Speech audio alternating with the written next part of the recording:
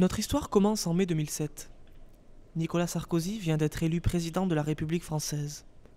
Il ordonne à sa nouvelle ministre de l'Enseignement supérieur et de la Recherche, Valérie Pécresse, de concocter une loi pour réformer le système universitaire. Ainsi naquit la LRU, la loi relative aux libertés et responsabilités des universités. Cette loi succède à la réforme du LMD, comprenait licence, master et doctorat, qui se veut une harmonisation nationale des diplômes universitaires.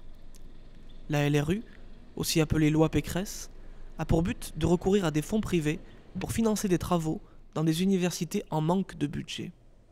Pour ce faire, le gouvernement de l'époque a recours au PPP, partenariat public-privé, avec pour volonté de rendre aux universités leur autonomie. Une autonomie qui mêle donc service public et investissement privé. Contre cette loi, il y a eu de nombreuses manifestations qui n'ont pas empêché qu'elle soit adoptée le 10 août 2007. Qu'en est-il aujourd'hui, en 2015 ?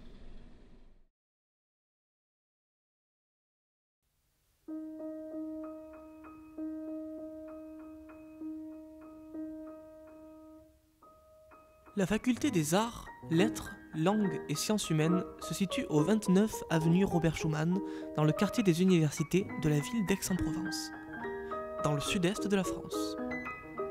Cette ville est composée de 110 000 habitants, dont une grande partie sont des étudiants. Pour entrer dans cette faculté, il y a 3 possibilités. 2 possibilités.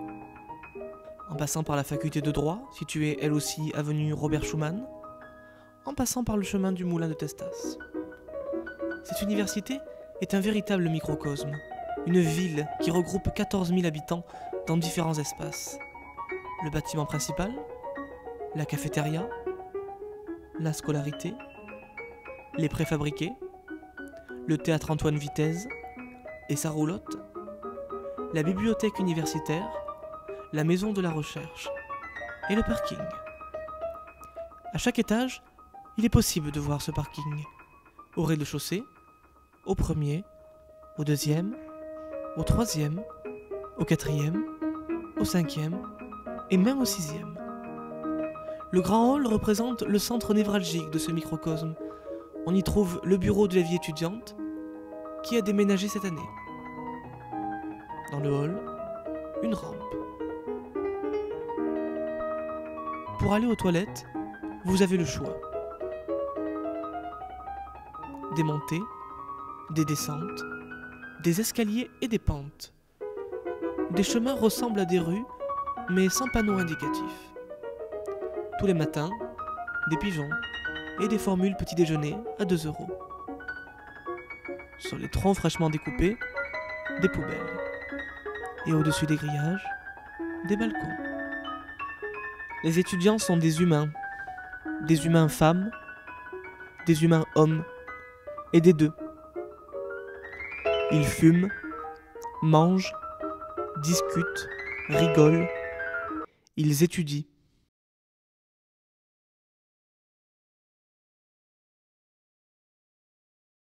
Adam et Ève sont 2 étudiants. Adam est un homme, Ève est une femme. Ils sont étudiants en master professionnel métier du film documentaire. Ève porte des boucles d'oreilles. Ève met du baume à lèvres. Ève porte un châle rose saumon. Ève a 22 ans, elle est bolivienne.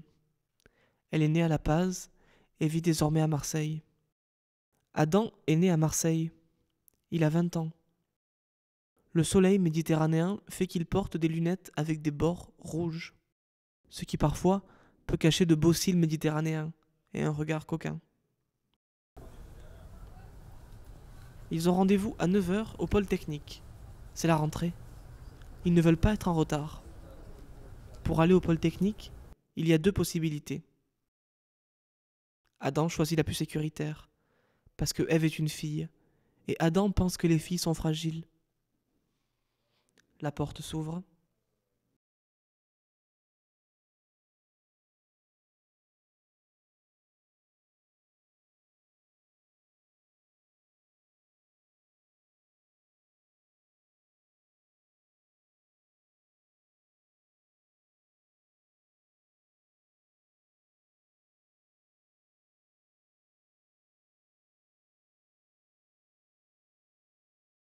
peut-être qu'Adam et Ève sont trop naïfs.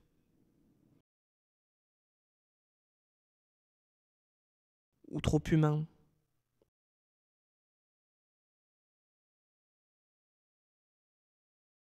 Et pourtant, aujourd'hui, je vais à la fac.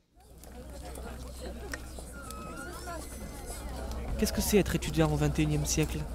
Humain ou machine? Humain déguisé en machine? Où sont passés mes rêves d'enfant? Je voulais être pompier, je me souviens. Pompier et vétérinaire.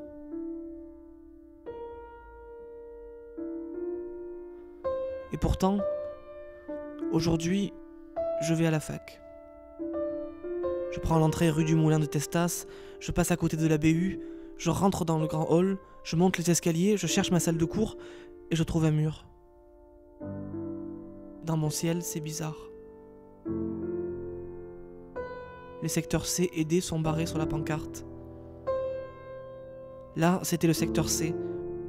Je me souviens. Aujourd'hui, il y a des travaux. Cette année, le mur est tombé. La frontière séculaire entre la fac de droit et la fac de lettres n'existe plus. Comme si la privatisation avait réuni les étudiants. Ah oui, la privatisation. Ça fait gros mot, non? Il paraît que c'est pour gagner plus d'argent, pour favoriser l'éducation. Il faut faire des économies. Et le public, c'est pas trop économique. La définition n'est pas évidente.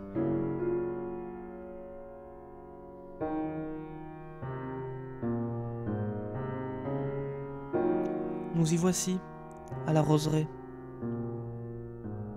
Tous ces murs, toutes ces constructions qu'on ne m'a jamais expliquées.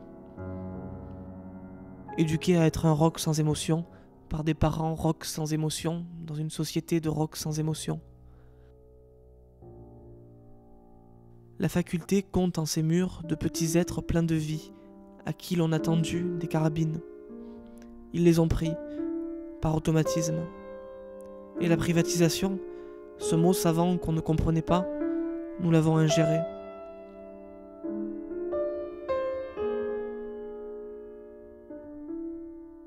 Cet argent, ces petits bouts de papier et de ferraille que nous mettons dans nos porte-monnaies comme des petits bouts d'espoir, comme des parapluies de fortune. Emmagasiner plutôt que vivre. Des gens qui parlent à la télévision, face à des caméras, qui disent qu'il faut faire des économies, des efforts, qu'il faut travailler, être lucide, se préparer, qu'on n'obtient que ce que l'on mérite. Jusqu'à quand? Avant, on voulait devenir pompier ou vétérinaire. Privatisation semblait être un nom de camion supersonique.